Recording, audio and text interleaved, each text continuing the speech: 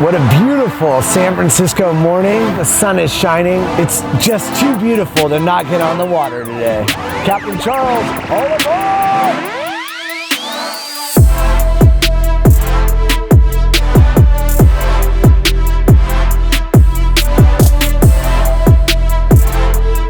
So one of the reasons I started Bay Voyager is because I love San Francisco Bay. I love what I do, and I want to share this with people. I mean, it's gorgeous. Who wouldn't want to experience it? Who wouldn't want to share it? So I'm always thrilled when I have people, even locals, that have never been out and seen San Francisco Bay like this. They see it for the first time, and even though they've lived here their whole life, they see it differently.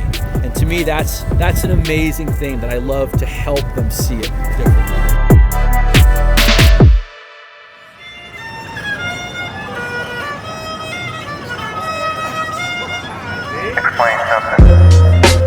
Well, San Francisco, for me, I love coming back here. It's just so much rich history. Used to come here all the time as a kid. For me, it's important to visit some of our largest cities and destinations at least 2 or 3 times a year because you have to come in and see what's happening, keep a pulse on the market, also take a look and meet with partners and understand what their concerns are and what they're seeing, because they actually live the day-to-day. So it's not always easy to just manage from behind your desk in Las Vegas. You gotta get out and see the city yourself, immerse yourself amongst some of the locals, have those business conversations. Otherwise you get kind of lazy and you're reacting instead of being proactive. Made it to the top of the hill, California and Mason, home to the historic Fairmont, San Francisco. We came up here for one reason only. I have inside access into the penthouse suite. There's a lot of history in this penthouse. Well, we have quite a few stories, right? So first, it's where most of the US presidents stayed until Bill Clinton. Every single president that came to San Francisco in office stayed at the Fairmonts. Okay. So this is the dining room. Actually, the United Nations Charter was drafted in this penthouse. And if you look over there, the plates we have here are the dessert plates from the United Nations dinner. These are the original plates from the dinner. Oh, wow. So it's a little souvenir. Wow, that's pretty incredible. I'm glad you were the one that touched them, not me. This is the penthouse library.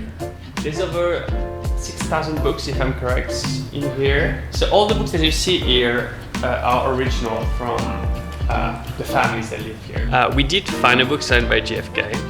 So we're gonna come to the little story you wanted to hear about this place, is that when JFK stayed here, the legend has it that Starlet was with him and that she escaped through a hidden door over there. Ah, okay. So this is probably the suite's most incredible room. This is modeled after more typical Moroccan architecture, and this is the original from the 1927 design of the penthouse. So what are the walls made out of? The walls are actually made out of carved wood on the upper parts and mosaic at the bottom parts. Wow. And you have colored tiles on the ceiling. So these are all the things we filmed here recently. Tony Bennett, Casey Neistat, Anthony Bourdain, Mythbusters, Need for Speed, Silicon Valley, and the Hotel Bus. Yeah. Probably my favorite one. Mine too. So the lobby was actually designed by Julia Morgan. She was the first female architect of California. So the hotel was built, by the Fair Sisters. The name Fairmont, you might know, yeah, of course, comes from the Fair Sisters. And because we're on a hill, it's Mont, so it's Fairmont. Yeah, Fairmont. Ah, so this is where it originated. This is the first Fairmont of all Fairmonts. Wow, I did not know that.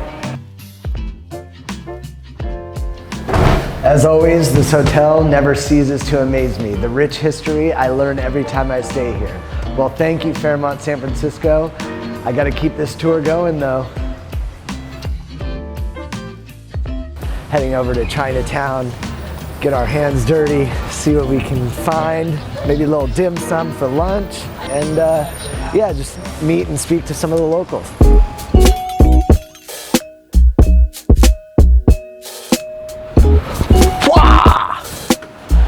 So as you can see, we're getting deeper and deeper into Chinatown. A little bit more and more authentic. Dim sum, dim sum, dim sum, dim sum. I don't think they have dim sum here, but they'll have some other cool stuff. You see the lucky cats. These are supposed to attract more wealth, chi, and good luck to homes. That's why, or businesses. Me personally, I'd opt for the gold, but the white brings the same impact.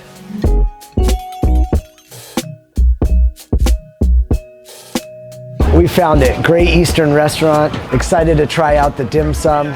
But of course, it may smell good from out here. Let's go see how it tastes in my belly. The cat is back. Is this the restaurant that Obama came to? Yeah. Okay, this is please. Thank you. We found it.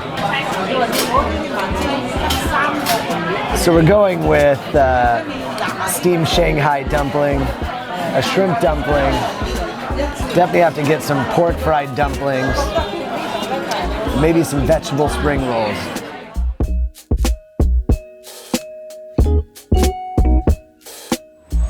Well, love him or hate him, Obama, your dim sum game is on point. After a meal, tea usually settles the stomach. I've heard about an awesome place down here in Chinatown. Hopefully we'll be able to go try some real authentic Chinese tea. We never use caffeine in the tea for energy. They only help alert our system, but we feel calm and steady. So Chinese only use another product for energy, so it's not caffeine. Okay. And you know what's that product? No. There we go, ginseng. Yes, All we right. use ginseng. So that's the energy source. Yes, because the herb, it helps stimulate our blood. Okay. Yes, for Chinese, when they look for energy, we need to make sure our blood is flowing properly. Caffeine in the plant, that doesn't Make the provide- blood flow, yeah, just alertness. So that's why Chinese only use ginseng for same thing, thousand years for energy. So it's because we help blood flow. Okay. And a lot of people perceive caffeine as energy booster. You know I've done that myself. I'm fading, give me an espresso. Ginseng is used for energy, caffeine, alertness. Totally different way that I've approached it, but guess what?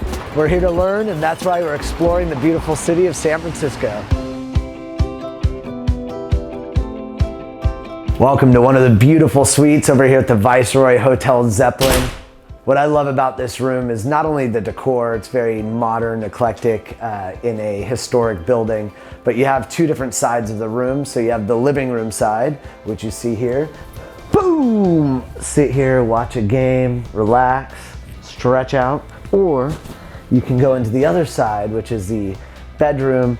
Obviously, huge bed, relax, lay out, stay a while. Again, so much room inside of these rooms that's roomy. All right, let's go see the rest of the hotel.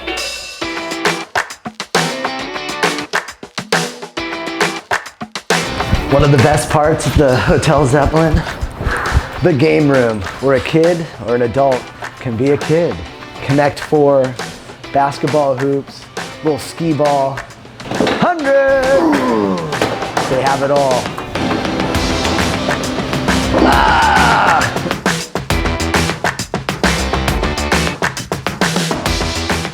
Here next to Moscone Center, where all the conventions are held, meeting the president of Visit SF. Really important for me to stay in touch with the city, not just with our hotel partners, but seeing what's going on with those that are actually promoting tourism to San Francisco. Sir, how are you doing? Good. Good to see you.